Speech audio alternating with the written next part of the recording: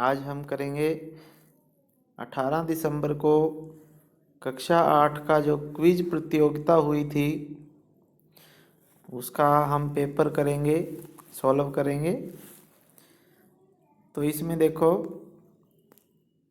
हमने इसमें सभी वो भर लिए हैं, यहाँ पे नाम भर लिया है हमने। फिर जिला हमने चुन लिया इसमें से, फिर सरस्वती नगर खंडा जैसे स्कूल का नाम भर दिया, और शिक्षक के मोबाइल से ये हुआ है इसलिए हमने इसमें शिक्षक भर दिया। तो इसमें कैसे चुनते हैं, जैसे यहाँ से जिले हैं ये सारे, यहाँ से हम जिला चुन लेते हैं और फिर जब हम इसमें से ये देखेंगे हम ब्लॉक का नाम, तो ये आपको आते हैं करने। यहाँ से ब्लॉक आ जाएगा, फिर स्कूल आ जाएगा, शिक्षक या कोई किसके मोबाइल से आपने पेपर किया। फिर उसके बाद है हमारे पास प्रश्न है मैथ का। एक लूडो के पासे और एक माचिस के डिब्बे के लिए कौन सा कथन सही है। यानी लूडो और माचिस की डिब्बी जो है ये दोनों घनाभ हैं, और घनाभ में हमें पता है कि दोनों के फलकों की संख्या समान होती है, यानी दोनों में फलक 6-6 होते हैं, और दोनों में किनारों की संख्या समान होती है। किनारे कितने होते हैं घनाभ में, तो किनारे होते हैं 12, और उन दोनों के शीर्षों की संख्या 8 होती है दोनों में। तो इन दोनों में सेम होती है तीनों चीज़ें, इसलिए इसका आंसर आ गया उपरोक्त सभी। फिर उसके बाद अगला प्रश्न है, राकेश के पास त्रिभुजाकार प्रिज्म है, तो उसके कितने किनारे होंगे। तो उसके किनारे होंगे 9। त्रिभुजाकार होता है ये, तो 9 किनारे होंगे, ये प्रिज्म होता है। फिर उसके बाद है हमारे पास, नीना के घर की घड़ी खराब हो गई, उसने सेल बैटरी यानी सेल बाहर निकाला, तो उसने सेल के कितने फलक होंगे। यानी सेल जो होता है घनाभ के आकार का होता है और उसके 3 फलक होते हैं, तो 3 आ गया आंसर। तो निम्न में से कौन से विकल्प में एक ऐसा आकार नाम लिखा है जिसका कोई किनारा नहीं होता।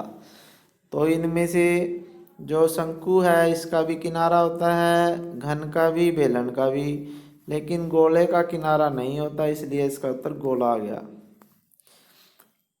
कक्षा 8 की अध्यापिका ने छात्रों को ऐसे आकारों के नाम लिखने के लिए कहा जिनके शीर्ष नहीं होते। तो शीर्ष का मतलब है जिनके कोने नहीं होते, तो वो है हमारे पास बेलन और गोला। तो घन और घनाभ के भी होते हैं शीर्ष, घन बेलन के भी होते हैं, घन के होते हैं, बेलन के नहीं होते, तो ये नहीं आएगा। शंकु के होते हैं, इसलिए ये भी नहीं आएगा। तो दोनों ऐसे देखने हमने जिसमें कोने ना हो, तो बेलन है ये। फिर हमारे पास है ये गद्यांश है हिंदी में, और इसको हम पढ़ लेते हैं पहले, फिर उसके बाद जो प्रश्न उत्तर आएंगे तो आपने वीडियो रोक के पढ़ लेनी है। तो इसमें लाला छाऊ लाल कहाँ टहल रहे थे, वो छत पे टहल रहे थे। लाला की पत्नी पानी तो लेकर आई परंतु साथ क्या नहीं लाई। तो पानी तो लेके आ गई थी, वो गिलास नहीं लेके आई थी। तो लाला छाऊ लाल को लोटा क्यों पसंद नहीं था, क्योंकि वो बेढंगी सूरत का था, टेढ़ा मेढ़ा था। पानी लाने के लिए लाला छाऊ लाल ने किसे आवाज़ दी। तो उसने नौकर को आवाज़ लगाई थी, लेकिन नौकर नहीं आया, तो उसकी पत्नी आ गई थी, तो नौकर इसका उत्तर आएगा। लोटा छाऊ लाल को नापसंद था, तो नापसंद का मतलब है जो हमें चीज़ पसंद नहीं होती, और उसका उल्टा आ जाएगा हमारे पास, विपरीतार्थक शब्द आ जाएगा पसंद। फिर विज्ञान का प्रश्न है, दाब की परिभाषा क्या है। तो दाब की परिभाषा में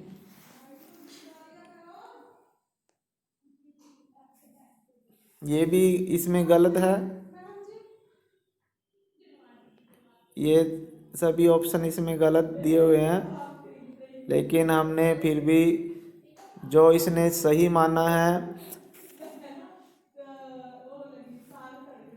तो वो जो लगाया हुआ है ये इसको मानना है, लेकिन है ये गलत। क्योंकि जो दाब होता है वो होता है प्रति एकांक क्षेत्रफल पर लगने वाला बल। तो इसमें कोई भी ऑप्शन सही नहीं है। फिर उसके बाद है हमारे पास बोझ के संपर्क क्षेत्रफल को बढ़ा देने से लगने वाला दाब हो जाता है। तो जब भी क्षेत्रफल बढ़ता है तो जो दाब है वो कम हो जाता है। तो सही उत्तर जो है इसका ये होना चाहिए, लेकिन इसमें इसको सही मानना है इसने। बाद में आपको दिखाऊंगा भी मैं। देखो इसमें मैंने इसको लगाया है और इसने जो साइंस में है तो विज्ञान में देखो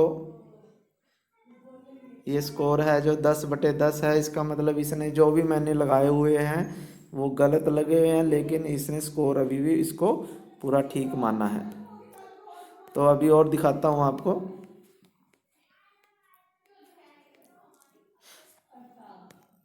तो इसमें कम आएगा इसका आंसर, क्योंकि जितना क्षेत्रफल बढ़ेगा तो दाब कम होगा।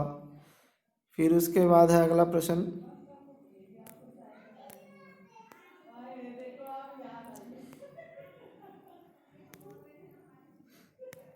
तो अगला प्रश्न है दाब बढ़ाने के लिए क्षेत्रफल कितना होना चाहिए।